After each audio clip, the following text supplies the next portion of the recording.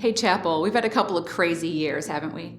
But we've begun to dream about what God has next for the chapel. And not only for the chapel, but for you and your family.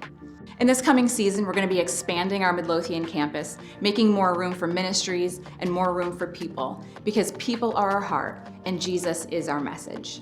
You know, as we've shared our vision over these last couple of weeks with people, the thing we've been blown away by most is people's stories. There are so many incredible stories within the walls of the chapel. People who were far away from God, people who were in family situations and God just reached down and did supernatural things.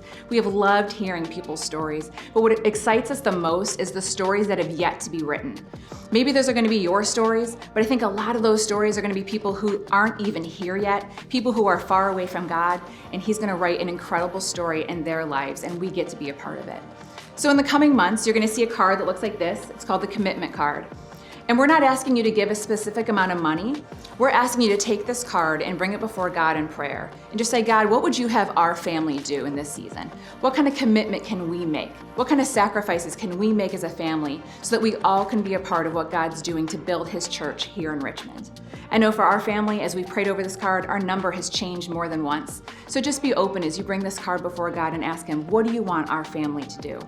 You know, you've always been such a generous church. We know that God's got us. We know He's in charge. We know that He's writing the next chapter for the chapel. Thank you for being a part of it with us.